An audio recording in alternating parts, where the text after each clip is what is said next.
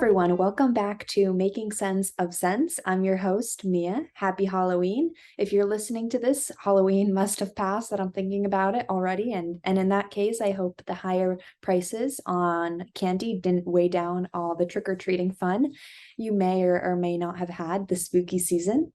Well, if there's anything certain and frightening, it's that what's certain is really uncertainty. Markets have been as hectic as ever before, given several dozen S&P companies have reported Q3 earnings that, at least for big tech, haven't been that big, and in fact pretty dismal and small, since digital ads have been crushed by higher borrowing costs. With the Fed's expected 75 basis point hike expected on November 2nd, markets are seesawing now back and forth, anticipating hawkish moves and higher discounted values relative to future expected earnings, especially for big tech companies. And even Amazon is expecting various headwinds into the future, specifically into the holiday season, with higher borrowing costs hurting the company's top and bottom lines and ultimately squeezing margins to thin levels. In the UK, with a new prime minister in place, the fourth quarter cumulative decline in GDP was 1.8 to 1.6%, around there is expected, and this is making markets, especially there, pretty shaky, given the UK's budget needs to be turned around, especially on government tax cuts, and there's been a massive sell-off in the pound as well, heading into a possible recession on the horizon, given rampant inflation is still evident in the UK. Here in the States, the 30-year mortgage just crossed a record rate in more than 20 years or so at 7%, and rental prices are continuing to climb, even here in coastal cities, specifically New York, and even in San Francisco and Miami as well. Although I would say a silver lining to higher mortgage rates means more inventory and more opportunities for buyers to not rush in and look for decent deals and take their time finally. With personal consumption as the main engine to GDP and is just a large component of it, rising rents are still prevalent across the nation, especially in coastal cities, as rent hikes are hurting prospective tenants. Still, however, researchers are already seeing there are gaps in the markets, and rents on new properties versus rents on continuing leases are bridging their gap. And something also to note about the real estate market is that it requires a catch-up period. It tends to trail the broader markets. That's why this catch-up effect is leading rent growth to above 8% in the last few months, pushing inflation this month even further.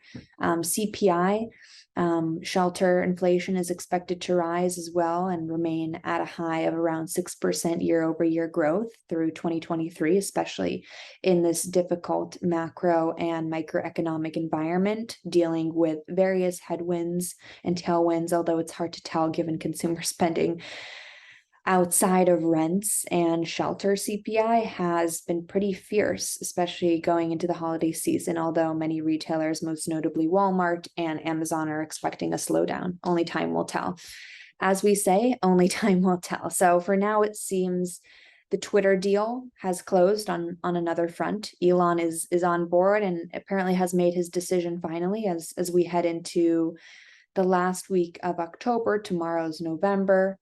When I'm recording this, and now we're bound to see more bear market rallies and further uncertainty, I would say, especially as companies are dealing with further supply chains and higher costs just in general going into the holiday season. And still, supply chain constraints are evident across various sectors, most notably industrials as well, and manufacturing. Speaking of the holiday season and gift giving, I always say this. I believe there's no better gift you can give yourself than investing in yourself. It really offers the highest ROI and, after all, recurring dividends into the future. I wanted to highlight this week about those skills that you can invest in yourself through, and just something that can be learned in a possible bear market in the future going into 2023. Although not the most joyous of times right now, it does offer a great opportunity to earn additional passive income when you end up investing in yourself during a bear market and during downturns, especially as bonds are having coincidentally their worst year on record, with treasuries, the short-term treasuries, bills for short T-bills at the risk-free level are yielding at around 4%, 4.3%, and rental yields have higher cap rates in a while. And although digital ad sales may be down for big tech, which has shed a collective roughly 100 billion plus in value, there's never been a greater time to be an online creator, tap into passive income streams and risk-free assets such as those short-term treasuries and real estate crowdfunding opportunities in the private capital markets and alternatives in general. As they say, the best time to start is now than later. And even during a bear market, you may be surprised. When everyone is greedy, you want to be fearful, and vice versa.